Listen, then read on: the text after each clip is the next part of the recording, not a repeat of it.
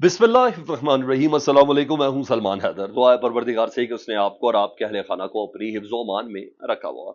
हालात एकदम से जी तब्दील हुए। आपको पता है जस्टिस बाबर सत्तार साहब ने बाकायदा तौर पर पीटीआई की दरख्वास्त पर यह हुक्म दिया था और उन्होंने कहा था कि ज़िला इंतज़ामिया फौरी तौर पर इस्लामाबाद की हदूद में पाकिस्तान तहरीक इंसाफ को जलसे की इजाज़त दे। और फिर खैर बाकी काफ़ी कड़वे मुंह के साथ ज़िला इंतज़ामिया ने एक अदद एनओसी पाकिस्तान तहरीक इंसाफ को जारी किया, जिसकी बिना पर सरकारी जारी बात इजाज़तनामे के साथ था और उसकी एक तैयारी की गई थी। और तैयारी के बाद ना सिर्फ केपीके से बल्कि सिंध से भी काफिलों को और पंजाब से भी और इस्लामाबाद और रावलपिंडी से भी बाकायदा तौर पर कहा गया था कि इस जलसे को मजबूती से इसको बड़ा ज़बरदस्त तरीके से कामयाब बनाना है। तो वो आज की वो तारीख थी और मजबूरन सारी बातें एनओसी जारी किया था। और आपको वैसे तो पता है पाकिस्तान भर में सिर्फ केपीके के अलावा पाकिस्तान तहरीक इंसाफ को कहीं भी जलसे करने की इजाज़त नहीं है।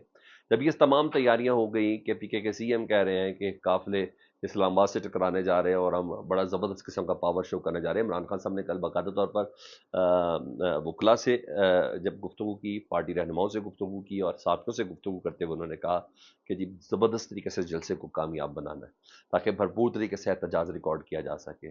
और जब तहरीक के चलाने के तमाम इंतजाम इधर पूरे हो गए तो इस दौरान अचानक ज़िला इंतज़ामिया ने ना रात गए पाकिस्तान तहरीक इंसाफ के जलसे का जो आज का एनओसी है उसको मनसूख कर दिया।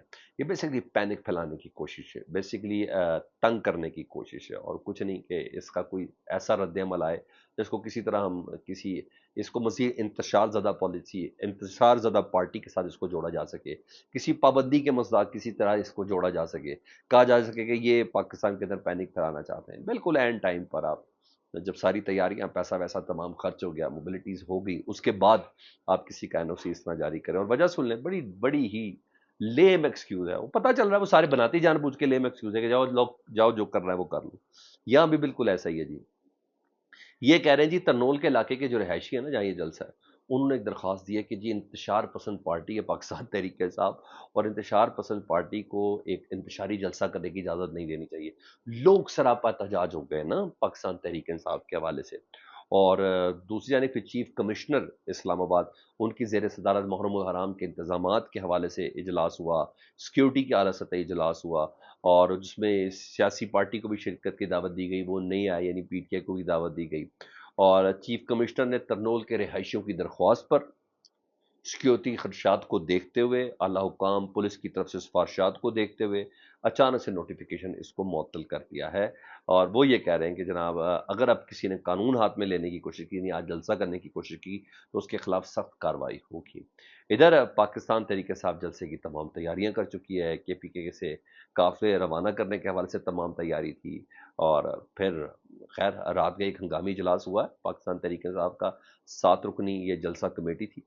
उन्होंने बहरहाल फैसला तो अब तक ये किया कि आज इस्लामाबाद हाई कोर्ट में इसको चैलेंज किया जाएगा तौहीन अदालत की दरख्वास्त के साथ, क्योंकि जस्टिस बाबर सत्तार साहब ने इसका एनओसी जारी किया था और बड़े खौर व खौज के बाद, बाकायदा समातों के बाद, बाकायदा अंडरस्टैंडिंग के साथ मुहर्रम बरोज़ पीर हैं, हफ्ते के रोज़ खदशात को जोड़ना, तरनोल के रिहायशियों की इस दरख्वास्त के साथ जोड़ना, ये डेफिनेटली अगेन वो रोंदी मारने वाली बात है कि यार कुछ इस तरह का ये एहतजाज में करें कि क्योंकि पता चल जाए, क्योंकि उसके साथ क्योंकि मैं उसकी अटैचमेंट ये करूँ ना तो जानबूझ के मुझसे पैनिक करने वाली बात है। क्योंकि कल मानसेरा में भी जो अपोजिशन इत्तेहाद है तहफ़्फ़ुज़ आईन पाकिस्तान के तहत उसका जो जलसा हुआ था वो भी बहुत बड़ा पावर शो था, बड़ी अहम तकरीरें की गई और बड़ी सख्त गुफ्तगू हुई है इस्टेब्लिशमेंट के खिलाफ भी और हुकूमत के खिलाफ भी। काफ़ी सख्त तकारीर की जिसमें वज़ीर आला के पी के गंडापुर साहब ने तो यहाँ तक कह दिया कि इमरान खान साहब से मेरी अपील है कि एक बार कह दो कि आ जाओ, यानी लॉन्ग मार्च की कॉल दे दो ताकि हम अपने अरमान भी निकालें। यानी के पी के की आवाम जो है वो अपने अरमानों के साथ अटैच कर रही है लॉन्ग मार्च को, ये कोई छोटी स्टेटमेंट नहीं है ना।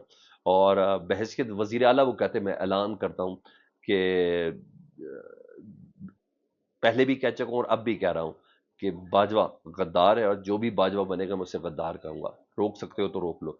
ये भी बहुत आम स्टेटमेंट है, ये बाजवा साहब को गद्दार तो वो कह रहे हैं और जो बनेगा कौन बना जा रहा है भाई, बहुत मानी खेज ये जुमले हैं। ये किन को बाजवा बनने से रोक रहे हैं, ये बहरहाल डेफिनेटली अहम है। और दूसरा उन्होंने परवेज खटक साहब को पूरी धमकी कराई है जी, क्योंकि उनके पास इतलात है कि परवेज खटक साहब को किसी केस के अंदर वादा माफ गवाह के तौर पर 190 मिलियन पाउंड में डालना होगा ना, जो काबीना के मेंबर थे। تو انہوں نے کہا جی مجھے پتہ چلا ہے کہ تم عمران خان کے خلاف جھوٹی گواہی دینے لگے ہو، اگر تم نے جھوٹی گواہی دی تو یہ یاد رکھنا کہ تم کے پی کے میں نہیں رہ سکو گے. مطلب سیدھا سیدھا یہ تھا، کافی تگڑا پروگرام تھا مان سے رحمان. لیکن بہرحال پاکستان تحریک انصاف نے آج دیکھتے ہیں اس ساری سچویشن کو کیسے لے کے چلنا ہے، کیونکہ یہ تو 9 مئی کھول کے بیٹھے ہوئے ہیں کہ کسی طرح کچھ ایسا ہو کہ اس کو اس طریقے سے اٹیچ کر دیا جائے. کیونکہ یہ بھی کوئی چھوٹی موٹی بات نہیں. کل میری پروگرام میں بات بھی ہو رہی تھی پنجاب کے ایک وزیر سے کہ یہ جو کابینہ نے پی ٹی آئی کے اوپر پابندی کے حوالے سے جو باتیں ہیں، اور جو جس طرح عظمہ بخاری صاحبہ نے کہا کہ یہ ایک دہشت گرد جماعت ہے، اور پھر غداری کے مقدمات، تو یہ آپ نے یہ فیصلہ خود کیا یا کسی نے کروایا؟ تو بڑے ہچکچاہٹ کے ساتھ انہوں نے کہا نہیں نہیں ہم نے خود ہی کیا، اور کوئی جسٹیفائی نہیں کر سکے تھے میرے پروگرام میں. لیکن بہرحال یہ جو چیزیں ایک ایکسکیوز دینا ہے جان بوجھ کے اس طریقے سے کسی کو کمپریس کر دینا، یہ کوئی چھوٹی چیز ہے نہیں. ادھر ایک جج صاحب ہیں جسٹس شاہد جمیل، اب یہ ریٹائر ہو گئے، انہوں نے استعفیٰ دے دیا تھا. یہ پچھلے دنوں حال ہی میں ریٹائر ہوئے تھے، جن دنوں میں مظہر علی اکبر نقوی صاحب کا استعفیٰ آیا تھا، جن دنوں میں ایک اور جج سے جسٹس اعجاز الاحسن صاحب کا استعفیٰ آیا تھا. تو انہی دنوں نا لاہور ہائی کورٹ سے یہ مستعفی ہوتے جسٹس شاہد جمیل صاحب. انہوں نے کل ایک پروگرام میں ان کا جب استعفیٰ تھا نا، اس استعفے کی شاید سرخی علامہ اقبال کے اشعار تھے یعنی، اور تو انہوں نے انٹرویو دیا اور انہوں نے کہا کہ اسٹیبلشمنٹ کے خلاف کوئی بھی کیس آتا تھا نا، تو اس وقت کے چیف جسٹس جسٹس امیر بھٹی صاحب، جن کے داماد پاکستان تحریک انصاف کے ایم پی اے بھی تھے، انہوں نے کہا کوئی بھی آتا تھا نا تو سابق چیف جسٹس جو تھے امیر بھٹی صاحب وہ کیس دیتے تھے اسٹیبلشمنٹ کے حوالے سے علی باقر نقوی صاحب کے پاس لگاتے تھے. اور ان کا یہ بھی کہنا تھا کہ سابق چیف جسٹس امیر بھٹی پہ نا رشوت لینے کا تاثر بھی تھا. وہ تاثر کس کو گردان رہے، خیر بہرحال شاید ان کو یہ پروو کرنا ہے. اور ساتھ ساتھ انہوں نے نئی چیف جسٹس عالیہ نیلم صاحبہ سے متعلق انہوں نے کہا کہ ہاں ان کو اپروچ کرنا اتنا آسان نہیں ہوگا. بہرحال اچانک سے کافی ریولوشنری اور انقلابی باتیں ہو رہی ہیں، اور کافی چیزیں مکس کی ہیں اور بہت خطرناک باتیں کی ہیں. وہ کہتے ہیں جنرل باجوہ صاحب کے جو سمدھی تھے نا صابر مٹھو، وہ ہمارے ساتھ میل ملاقات میں تھے، انہوں نے مجھے اپروچ بھی کیا تھا، اور وہ کہتا تھا کہ جنرل باجوہ آرمی چیف بن گئے ہیں، تو آپ بتائیں میں آپ کے لیے کیا کر سکتا ہوں. تو میں نے ان کو شٹ اپ کال دی، اور انہوں نے صابر مٹھو نے مجھے پہلے ہی بتا دیا کہ جنرل باجوہ آرمی چیف بننے جا رہے ہیں. تو اس کے علاوہ امیر بھٹی صاحب جو سابق چیف جسٹس تھے، ان کے داماد سے متعلق انہوں نے بتایا کہ انہوں نے داماد کو کافی فائدے پہنچائے. جسٹس سابق چیف جسٹس پہ بیسیکلی وہ ساری چیزیں لگ رہے تھے. امیر بھٹی صاحب سے متعلق وہ کہتے ہیں شہزاد اکبر سے وہ ملاقات کرتے تھے، میں ان کو بڑا روکتا تھا، وہ نہیں مانتے تھے. پھر انہوں نے بتایا حمزہ شہباز کو چھٹی کے دن ضمانت دلوائی گئی. یعنی تمام چیزوں سے متعلق ایک دم سے یہ انٹرویو ڈیفینیٹلی کافی اہم ہے. اور مجھے ایسا لگ رہا ہے کیونکہ انہوں نے کسی خاص پارٹی یا کسی چیزوں کے لیے سب بتایا کہ